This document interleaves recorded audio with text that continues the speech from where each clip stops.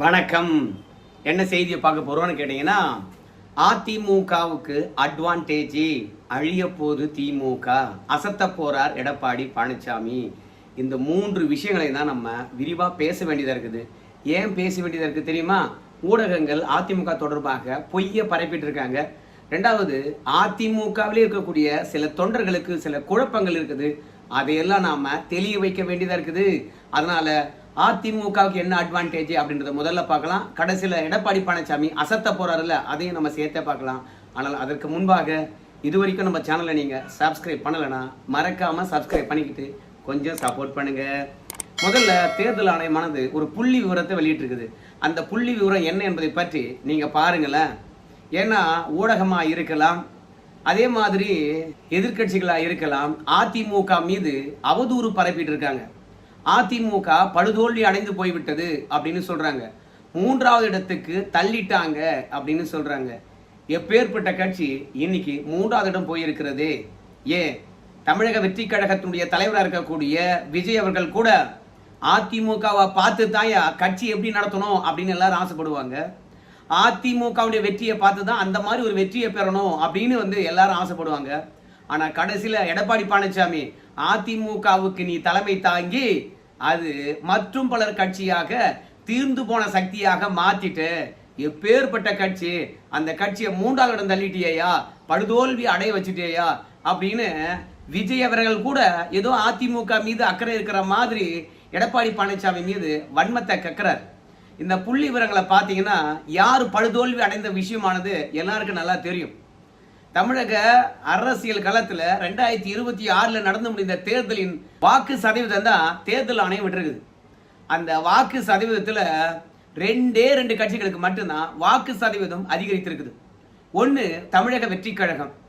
ஏற்கனவே அவங்க எந்த தேர்தலிலும் போட்டியிடாத காரணத்தினால அவங்களுடைய வாக்கு சதவீதமானது அதிகரித்து இருக்கிறது. அதனால பிளஸ்ல இருக்குது. ஆனால் எடப்பாடி பழனிசாமி தலைமையில் இருக்கக்கூடிய அதிமுக 2% வாக்குகளை அதிகம் பெற்றிருக்கிறது. மற்றபடி திமுக 2.60% வாக்குகள் குறைவாக பெற்றிருக்கிறது. தமிழகத்துல காங்கிரஸ்ல இருந்து, பாமகவில் இருந்து, பாஜகவில் இருந்து எல்லாருமே தங்களுடைய வாக்கு வங்கியில் இருந்து 5, 4, 2 என்று குறைவாக தான் வாக்கு சதவீதத்தை பெற்றிருக்கின்றார்கள். எல்லாருடைய வாக்கு சதவீதமும் குறைந்திருக்கிறது. ரெண்டாவது, கூட்டணி கட்சிகளுடன் உதயசூரியன் சின்னத்துல திமுக வெற்றி பெற்றது 2021 135 இடங்கள். அந்த 135 இடங்கள்ல இந்த முறை எத்தனை வெற்றி பெற்றிருக்குது? கூட்டணியுடன் உதயசூரியன் சின்னத்துல 59 இடங்கள் வெற்றி பெற்றிருக்கு. அதுல திமுக மட்டும் 54 இடங்கள்ல வெற்றி பெற்றிருக்கு. அப்போ கிட்டத்தட்ட நமக்கு தெரிந்து ஒரு 90 இடங்கள் அவுட் ஆயிட்டு இருக்குது திமுக. யாராவது அதை பத்தி பேசினாங்களா? யாருமே பேசல. எது படுதோல்வி? 66 இடங்கள்ல இருந்து அதிமுக 47 இடங்களுக்கு தான் குறைஞ்சிருக்குது. அப்படி பார்த்தா நமக்கு தெரிந்து மொத்தமாக ஒரு 19 இடங்கள் மட்டும்தான் அதிமுக தோத்துருக்குது. ஆனால் திமுக 90 இடங்களுக்கு மேலாக தோத்திருக்கிறது. அப்போ படுதோல்வி யாருக்கு? திமுகவுக்கு தானே. ஆனா இங்க இருக்கக்கூடிய தமிழக வெற்றி கழகத்துக்காரங்களுக்கு உள்ளத்துக்குள்ள திமுக மீது பாசம். அதே ஊடகத்துல திமுகவனுடைய ஒட்டுமொத்த சித்தாந்தவாதியும் ஊடகத்துக்குள்ளதான் உட்கார்ந்துருக்கான். அவன் மட்டும் எப்படி அதிமுக 2024 நாடாளுமன்ற தேர்தலில் அதிமுக வாங்கின வாக்கும் அன்னைக்கு அது வெற்றி பெற்ற தொகுதிகள் எண்ணிக்கையும் ஒப்பிட்டு பார்த்தா அதிமுக 2026 அதனுடைய வெற்றி சதவீதம் அதிகரித்திருக்குதா, வாக்கு சதவீதம் அதிகரித்திருக்குதா என்ற விஷயம் நல்லா தெரியும். கிட்டத்தட்ட 2026 2024 விட 2.5% கூடுதலா பெற்றிருக்கு. எப்படின்னு கேட்டீங்கன்னா 2024 20.5 தான் அதிமுக வாக்கு வங்கி. ஆனா 2026 கிட்டத்தட்ட 22%. சோ பெருசா திமுக மாதிரியான பெரிய கூட்டணி போல இருக்கிற கூட்டணியை அப்படியே தக்க வைத்துக் கொண்டு அசத்தி இருக்கின்றாரு எடப்பாடி பழனிசாமி. அது மட்டும் கிடையாது, பாமக 2 உடைச்சிட்டாங்க. அதே மாதிரி அதிமுக எத்தனையா இருந்ததுன்னு உங்க எல்லாருக்குமே தெரியும். தென் மாவட்டத்தில் எடப்பாடி பழனிசாமி தோக்கடிக்க வேண்டும் என்பதற்காக சசிகலாவுக்கு பணம் கொடுத்து ஒரு கட்சியை தொடங்க வச்சாங்க. அதன் மூலமாக தென் மாவட்டத்தில் பல இடங்கள்ல வாக்குகளை பிரிச்சாங்க. இன்னைக்கு வெற்றி சதவீதத்தை பொறுத்த வரைக்கும் 100, 200 வாக்கு சதவீதம் தான். அந்த 200, 100 மட்டும் சசிகலா அதிமுக கிட்ட இருந்து பிரிக்காம இருந்தாங்கன்னா அவங்க கண்டிப்பா 2வது இடம் வந்திருப்பாங்க. மொத்தத்துல கொஞ்சம் சதி வேலையில இறங்கினதுனால அதிமுக 47 இடங்களில் வெற்றி பெற்றது. ஆனால் ஜெயலலிதா இல்லாத தருணத்துல தொடர்ந்து தோல்வி பெற்றுக்கொண்டே வருது அதிமுக. எடப்பாடி தலைமை என்பது கேள்விக்குறியாகுதுன்னு சொல்லிட்டு ஊடக பிரச்சாரத்தை எல்லாம் தாண்டி இந்த அளவுக்கு எடப்பாடி பழனிசாமி கட்சியை தூக்கி நிறுத்தி இருக்கின்றார். இந்த 2026 சட்டமன்ற தேர்தலின் அடிப்படையில் அதிமுக தான் எல்லா கட்சியை விடவும் அட்வான்டேஜ் பெற்றிருக்கு. 35% தவேகா வாக்கு வங்கியை பெற்றிருந்தாலும் அதனுடைய வாக்கு வங்கி கண்டிப்பா இனி குறைஞ்சுக்கிட்டே தான் இருக்கும். ஏன்னா ஆட்சி நிர்வாகத்துல இந்த கிட்டத்தட்ட ஒரு 25 நாள் தான் ஆகுதுன்னு நினைக்கிறேன் பதவியேற்று. அந்த கட்சிக்காரங்க பாலியல் புகார்ல சிக்கிறான், பண மோசடியில சிக்கிறான், பல பெண்கள் காணாம போறாங்க, காவல்துறையை கண்டுபிடிக்கவே முடியல, பெற்ற தாயெல்லாம் வந்து பாத்தீங்கன்னா கதறி தீக்குறாங்க. ஸோ கொடுத்த வாக்குறுதியும் நிறைவேற்றவில்லை. இப்போ வெயில் காலம், தண்ணீர் பிரச்சனையும் இருக்குது, மின்வெட்டு பிரச்சனையும் இருக்குது. ஒரு சில இடங்கள்ல மின்சாரம் போனா 4 மணி நேரத்துக்கு பிறகுதான் வருதான். ஸோ இப்படி 25 நாளிலே வந்து அரசாங்கத்தை சரியா நடத்த முடியல. பொதுவா விஜய் அவர்கள்கிட்ட வந்து கொடுத்த வாக்குறுதியை நீங்க நிறைவேற்றுங்க அப்படின்னு யாரும் கேட்கல. ஆனால் அரசாங்கம் ஸ்மூத்தா போனுங்க. ஏன்னா அரசு அதிகாரிகளை பொறுத்த வரைக்கும் இன்னும் லஞ்சம் வாங்கிட்டு தான் இருக்கிறான். இன்னும் டாஸ்மார்க்ல 10 ரூபாய் இருந்தது, இன்னைக்கு 30 ரூபாயா உயர்ந்துதான் இருக்கிறது. இப்படி தவேக ஆட்சியானது தமிழகத்தை சீர்கெடுத்து இருக்கிறதே கண்டு எதுவும் சீர்படுத்தல. அதனால இனி அதனுடைய வாக்கு வங்கி குறைஞ்சிக்கிட்டே தான் இருக்கும். அப்படி பார்க்கும்போது அதிமுக மட்டும்தான் வாக்கு வங்கியை உயர்த்தி இருக்குது 2.5% அளவுக்கு. அதனால அதிமுக வளர்ச்சியை நோக்கி போயிட்டு இருக்குது அப்படின்ற எண்ணத்தை அதிமுக தொண்டர்கள் கண்டிப்பா மனசுல ஏற்றிக்கிட்டு இன்னும் தீவிரமாக வேலை பார்க்கணும். இன்னொரு விஷயம் தெரியுமா, இன்னைக்கு சமூக வலைதளத்துல போய் பார்க்கும்போது அதிமுகவினர் தான் வந்து விஜயை போட்டு துவைத்து எடுக்கிறாங்க. திமுக ஐடி விங்ஸ் சொல்லுது, ஏப்பா இன்னும் 1 மாசத்துக்கு அதிமுக ஐடி விங்ஸை நம்ம குத்தகை எடுத்துடலாமா, என்ன அடி அடிக்கிறானுங்கப்பா அப்படின்னு திமுக ஐடி விங்ஸே வந்து அதிமுக ஐடி விங்ஸ் உடைய செயல்பாடுகளை பாராட்டுகிறது. அந்த அளவுக்கு போட்டு அடி அடின்னு அடிக்கிறாங்க. அதனால அதிமுக எப்போதுமே களத்துல நின்று போராடக்கூடிய ஒரு போராளியாக கடந்த காலத்துல நிரூபித்திருக்குது, இப்போது நிரூபித்துக் கொண்டிருக்கின்றார்கள். அதனால அதிமுக வந்து படுதோல்வி அடைஞ்சு போச்சு, 3வது இடம் போயிடுச்சு அப்படின்னு ஊடகம் நெரேட்டிவ் செட் பண்ணுது பாருங்க. அதை கண்டு சோர்ந்து விடாதீர்கள். அது மட்டும் கிடையாது, அதிமுகவுடைய முன்னாள் தலைவர்கள் இருக்காங்களா, எம்ஜிஆர் ஜெயலலிதா, அவங்க மீது யாரும் குறை சொல்ல முடியாது. அதே மாதிரி தமிழக வெற்றி கழகமானது ஜெயலலிதா எம்ஜிஆர் அவர்களை காட்டித்தான் வாக்குகளே பெறுறாங்க. அதிமுக தலைவர்களை வைத்து தவேகா வாக்கு வாங்க முடியும்னா அந்த தலைவர்களை வைத்து ஏன் எடப்பாடி பழனிசாமி வாக்கு வாங்க முடியாதா? நம்பிக்கை தாங்க வேணும். இப்போ திமுக இருந்தாலும் சரி, தமிழக வெற்றி கழகமா இருந்தாலும் சரி, அதிமுக தலைவர்கள் மீது எந்த குறையும் சொல்ல முடியாது. ஆனா திமுக தலைவர்கள் மீது, கலைஞர் மீது 1000 குற்றச்சாட்டு வைக்கலாம், ஸ்டாலின் மீது 1000 குற்றச்சாட்டு வைக்கலாம். அதனால அரசியல் களத்துல இனி வருகின்ற நாளானது அதிமுகவுக்கு அட்வான்டேஜா தான் இருக்கும். எப்படியா இருந்தாலும் தமிழக வெற்றி கழகத்தின் மீது திமுக பயங்கர குற்றச்சாட்டு வைக்கும். உடனடியாக தமிழக வெற்றி கழகமானது திமுக மீது குற்றச்சாட்டு வைக்கும். கடந்த 5 ஆண்டுகள் நீங்க ஒழுங்கா ஆட்சி நடத்துனீங்களா, உங்க ஆட்சி லட்சணத்தை தான் நாங்க பார்த்தோமே அப்படின்னு தமிழக வெற்றி கழகமானது திமுகவினுடைய ஆட்சி லட்சணத்தை அப்படியே அம்பலப்படுத்துவாங்க. உடனே தமிழக வெற்றி கழகத்தினுடைய ஆட்சி நிர்வாகத்தை திமுக காரங்க அம்பலப்படுத்துவாங்க. சோ திமுக மற்றும் தவேகா அவங்களுடைய ஆட்சி குறைகளை அடுக்கோடுக்குன்னு அடுக்குவாங்க. ஆனால் அதிமுகவுக்கு ஒரு அட்வான்டேஜ் இருக்கிறது. என்னன்னு பார்க்கும் பொழுது திமுகவையும் குறை சொல்லலாம். நீ போன முறை 5 ஆண்டு என்ன பண்ணீங்க, எல்லா தவறையும் நீங்க தான் பண்ணீங்க, நாங்க தான் மக்களிடையே கொண்டு போய் சேர்த்தோம். என்ன விஜய் அவர்களா வந்து பாத்தீங்கன்னா திமுக தவறுகளை சுட்டி காட்டினார். கட்சி தொடங்கி திமுக எதிராக என்ன போராடினார், கடைசியில ஒரு 10 கூட்டங்கள் பேசியிருப்பாரா திமுக எதிராக. ஆனால் 5 வருஷமாக திமுக தவறுகளையும் ஆட்சி நிர்வாகத்தினுடைய திறனற்ற தன்மையும் சட்டம் ஒழுங்கு சீர்கேடையும் ஊழலையும் எக்ஸ்போஸ் பண்ணது அதிமுக. அதிமுக தான் அடி அடின்னு அடிச்சது திமுகவுக்கு ஓட்டு போடக்கூடாது என்ற எண்ணத்தை உருவாக்குனது அதிமுக தான். திமுக வேண்டாம் என்றால் தவேகா ஓட்டு போடுவோம் அப்படின்னு சொல்லி தவேகா ஓட்டு போட்டாங்க. அதனால அதிமுகவுக்கு நல்ல அட்வான்டேஜ். திமுக அரசாங்கத்தையும் சாத்துன்னு சாத்தலாம், அதே மாதிரி தவேகா அரசாங்கத்தையும் சாத்துன்னு சாத்தலாம். 2 பேருக்குமே நிர்வாக திறன் இல்ல, 2 பேருடைய ஆட்சியில் இருந்தவங்களும் ஊழல் பண்ணாங்க அப்படின்னு சொல்லிட்டு 2 பேரையும் ஒரே தராசுல வச்சு அடி அடின்னு சாத்தலாம். இது அதிமுகவுக்கு நல்ல பெனிஃபிட். அப்ப எடப்பாடி பழனிசாமி ஆட்சியை குறை சொல்லாம இருக்க முடியுமா அப்படின்னு கேட்டீங்கன்னா, ஏதாவது 10 ஆண்டு காலத்துக்கு பிறகு போய் அதிமுக ஆட்சியை குறை சொன்னா மக்கள் ஒத்துக்குவாங்களா? அதிமுக ஆட்சி போய் திமுக ஆட்சி 5 ஆண்டு காலம் ஆண்டாச்சு. அப்போ அதிமுக ஆட்சியில் நடந்த தவறுகளை நீங்க ஏன் கேட்காம இருந்தீங்க? இல்ல ஊழல் பண்ணியிருந்தாங்கன்னா ஏன் அதிமுக காரங்களை நீங்க கைது பண்ணல அப்படின்னு கேட்பாங்களே இல்லையா?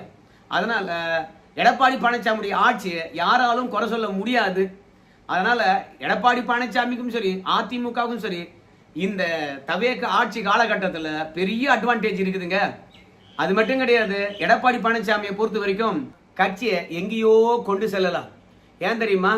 ஸ்டாலின் வந்து தோத்துட்டார். சட்டப்பேரவைக்குள்ள அவரால் போகவே முடியாது. ஒரு கட்சி தலைவராக இருந்து வெளியில மட்டும்தான் அரசியல் பண்ண முடியும். ஆனா எடப்பாடி பழனிசாமிக்கு சட்டமன்ற குழு தலைவராகவும் இருப்பாரு, ஒரு தலைவராகவும் அதாவது கட்சி தலைவராகவும் இருப்பாரு. அதனால மக்கள் மன்றம் மற்றும் சட்டமன்றம் இந்த இரண்டிலும் எடப்பாடி பழனிசாமி தன்னுடைய கருத்தை வலிமையா வைக்கலாம். உதயநிதி ஸ்டாலின் இருக்காரப்பா, திமுக தொடர்பான கருத்தை சட்டமன்றத்தில் வலுவா வைக்கிறதுக்கு. அதே மாதிரி பொது வழியில திமுக தலைவராக ஸ்டாலின் அவர்கள் தன்னுடைய கருத்தை வலுவா வைப்பாரப்பா. அதனால அந்த பக்கம் 2 பேரு, இந்த பக்கம் எடப்பாடி பழனிசாமி ஒத்துறதானே அப்படின்னு சொல்லிட்டு நீங்க நினைக்கலாம். சட்டமன்றத்தில் நம்முடைய உதயநிதி ஸ்டாலினுக்கு யாராவது எழுதி கொடுப்பாங்க, அதை போய் படிப்பார். மீண்டும் நம்ம விஜய் அவர்களை எதிர்த்து ஒரு கேள்வி கேட்க வேண்டும் என்றாலும் கூட அதை யாராவது எழுதி கொடுத்தா மட்டும்தான் உதயநிதி ஸ்டாலின் அவர்களால் கேள்வி கேட்க முடியும். தானா சிந்திப்பதற்கும் தானா பேசுவதற்கான வாய்ப்போ கிடையாது. சட்டமன்றத்தில் எழுதி கொடுக்குறாங்க, பேசிட்டு வந்துடுறாரு. இந்த தவேக அரசாங்கமானது என்ன தப்பு பண்ணிச்சு? சட்டமன்றத்துக்கு வெளியே வந்து செய்தியாளர்களை சந்தித்து இந்த தவேக ஆட்சியினுடைய குற்றங்களை பட்டியலிடணும். செய்தியாளர்களை உதயநிதி ஸ்டாலின் சந்திப்பாரா? கேட்கிற கேள்விகளுக்கு பதில் சொல்வாரா? அரை மணி நேரம் நிற்க முடியுமா செய்தியாளர்கள் முன்பாக? அதனால செய்தியாளர்களை எதிர்கொள்கின்ற திறன் நம்ம ஸ்டாலின் ஐயாவுக்கும் இல்லை, உதயநிதி ஸ்டாலினுக்கும் இல்லை. அப்போ தமிழக வெற்றி கழகத்துடைய தலைவர் விஜய்க்கு இருக்குதான்னு கேட்டீங்கன்னா சுத்தமாக அவருக்கு இல்லவே இல்லை. ஏன்னா அவர் தான் ஆட்சியாளர். அவர் மீது தான் அதிமுக திமுக என்று 2 பேரும் பயங்கரமாக குற்றச்சாட்டு வைப்பாங்க. அந்த குற்றச்சாட்டு அத்தனையுமே விஜய் அவர்கள் தான் எதிர்கொள்ளணும். அப்போ ஊடகத்தை சந்தித்து அவங்க சொல்றதெல்லாம் பொய்யுங்க அப்படின்னு வந்து எடுத்து சொல்லணும். அவங்க கட்சியில் நிறைய பேர் இருப்பாங்க, செய்தி தொடர்பாளர் இருப்பாங்க. அதை வந்து ஊடகமானது பெருசாக எடுத்து பேசலாம், இல்லைன்னு சொல்லலை. ஏன்னா தமிழக வெற்றி கழகத்தினுடைய அடிவரடிகளாகத்தான் இன்னைக்கு ஊடகம் இருக்குது. அதனால விஜய் தான் பேசணும்னு இல்லை, யார் பேசினாலும் அந்த கட்சி சார்பா அதை எடுத்து ஊடகமானது பேசும். ஆனால் அந்த தலைவர் பேசுகின்ற பொழுது இருக்கின்ற வலிமை அந்த கட்சியில வேற யார் பேசினாலும் அவ்வளவு வலிமையா இருக்காது. இப்ப விஜய் அவர்கள் தான் வந்து பிரச்சாரத்தின் போது சொன்னார், ஓம் சக்தி பராசக்தி திமுக ஒரு தீய சக்தின்னார். அதை எடுத்துக்கிட்டு எவ்வளவு தூரம் கொண்டு போய் பரப்புனாங்க. அப்போ தலைவர் வார்த்தையை விடுறான்னு வச்சுக்கலேன், அந்த வார்த்தைக்கு தான் வலிமை அதிகம். அதனால எடப்பாடி பழனிசாமி மட்டும்தான் செய்தியாளர்களை சந்திக்க முடியும். அவருக்கு தான் அந்த திறன் இருக்கிறது. என்னை பொறுத்த வரைக்கும் இனி வருங்காலத்தில் எடப்பாடி பழனிசாமி அசத்துவதற்கு தான் வாய்ப்பு இருக்கு. செய்தியாளர்களை ஸ்டாலினும் சந்திக்க மாட்டாரு, உதயநிதி ஸ்டாலினும் சந்திக்க மாட்டாரு, விஜய் அவர்களும் சந்திக்க மாட்டார். அதனால எங்க போனாலும் சரி செய்தியாளர்களை சந்திக்கக்கூடிய ஒரே ஆளு எடப்பாடி பழனிசாமியா தான் இருப்பாங்க. ஏன்பா நம்முடைய அண்ணாமலை அவர்கள் கட்சி தொடங்க போறாருப்பா, அவரு பார்த்துக்குவாருப்பா செய்தியாளர்களை அப்படின்னு சொல்லுகின்ற போது, அண்ணாமலை அவர்கள் ஏற்கனவே அரசியல் களத்தில் இருந்தவர். கடந்த காலத்தில் இருந்த ஈர்ப்பு இப்போது இருக்குமா என்று தெரியாது. அண்ணாமலை மீதும் குற்றச்சாட்டு இருக்கிறது. விஜய் அவர்கள் அரசியலுக்கு வந்த பிறகு எவ்வளவு இளைஞர்கள் அண்ணாமலை பின்னாடி போவாங்கன்னு தெரியல, அண்ணாமலைக்கு எவ்வளவு கட்டமைப்பு இருக்க போதுன்னு தெரியல. அதனால அண்ணாமலை அவர்கள் பேட்டி அளிக்கலாம். ஆனால் கட்டமைப்புடன் நிர்வாகிகளுடன் நல்ல வாக்கு செல்வாக்குடன் இருக்கக்கூடிய எடப்பாடி பழனிசாமி பேசுறது பெருசா எடுபடுமா? இல்ல சீமானை பொறுத்த வரைக்கும் தொடர்ந்து பேசினார், அவர் எங்க எடுபட்டுறது? அவரும் நல்லா பேசுவார். பிரேமலதா விஜயகாந்த் அவர்கள் பேசுவாங்க. யாருக்காக பேசுவாங்க? அவங்க திமுகவுக்காக பேசுவாங்களே கண்டி, அவங்களுக்காக பேச மாட்டாங்க. விஜயை குறை சொல்லி பேசுவாங்க, ஆனால் அவங்களுக்காக பேச முடியாது. அவங்களுக்காக பேசுறது என்ன இருக்குது? அதனால எடப்பாடி பழனிசாமியை பொறுத்த வரைக்கும் அவங்க தலைவருடைய பெருமையை சொல்லலாம், யாரும் எதிர்த்து பேச மாட்டாங்க. அவங்க ஆட்சியினுடைய திறனை பத்தி பேசலாம், அவங்க ஆட்சியில் சட்ட ஒழுங்கு எப்படி இருந்ததுன்னு சொல்லிட்டு எடப்பாடி பழனிசாமி எடுத்து சொல்லலாம். அதே மாதிரி திமுக ஆட்சியிலும் சரி தவேக ஆட்சியிலும் சரி சட்டம் ஒழுங்கு எந்த அளவுக்கு கெட்டு போயிருந்தது என்ற விஷயத்தையும் அழகா எடப்பாடி பழனிசாமி எடுத்து சொல்லலாம். எங்களை மாதிரி சட்டம் ஒழுங்கை யாராவது காப்பாற்ற முடியுமா என்று சவால் உள்ளலாம். இதெல்லாம் எடப்பாடி பழனிசாமிக்கு அட்வான்டேஜுங்க. கட்சியே நல்ல வளர்ச்சி அடைஞ்சிருக்குதுங்க. அதோட ஒரு 10 பேரோ ஒரு 4 எம்எல்ஏக்களோ வந்து மாற்று கட்சிக்கு போயிட்ட உடனே தொண்டர்கள் அத்தனை பேரும் வந்து அந்த பக்கம் போயிட்டாங்கன்னு சொல்லவே முடியாது. என்னை பொறுத்த வரைக்கும் அதாவது 2026 தேர்தலை சந்திக்கின்ற போது அதிமுக சோர்வா இருந்திருக்கலாம். ஆனா விஜய் அவர்கள் எப்போது அதிமுக எம்எல்ஏக்களையும் நிர்வாகிகளும் இழுத்தாரோ அதற்கு பிறகு அதிமுக தொண்டன் ஆக்டிவேட் ஆயிட்டான். மற்ற கட்சியில் இருக்கின்ற தொண்டனை விட அதிமுக தொண்டன் தான் ரொம்பவே பாத்தீங்கன்னா சுறுசுறுப்பா இருக்கிறான். ஊடகமும் அதிமுக 3வது இடம் போயிடுச்சு, அவ்வளவுதானா, ஜெயலலிதா எப்பேற்பட்ட கட்சி வச்சு நடத்தினாங்க அப்படிலாம் சொல்லி வெறுப்பேத்திட்டே இருக்காங்க. நேற்று கூட விஜய் அவர்கள் அதிமுகவை கண்டுகொள்வதே இல்லை, என்ன செய்ய போகின்ற எடப்பாடி பழனிசாமி கட்சியை எப்படி வெற்றி பாதைக்கு திருப்ப போறார் அப்படின்னு விவாதம் நடத்துறாங்க. மொத்தத்தில் தூங்கி எழுந்து அதிமுக எதிராக தான் பேசியிருப்பாங்க. ஸோ ஊடகத்தை பற்றி கவலைப்பட வேண்டாம். ஆனால் எல்லாவற்றையும் எதிர்கொள்கின்ற திறன் எடப்பாடி பழனிசாமி இருக்கிறது. அதையெல்லாம் தாண்டி அதிமுக ஒரு அட்வான்டேஜ் இருக்குது. குழப்பங்களாக இருந்தாலும் சரி, பிரிவினைகளாக இருந்தாலும் சரி, தேர்தல் நடந்து முடிந்த உடனே எல்லாமே நிகழ்ந்து போச்சு.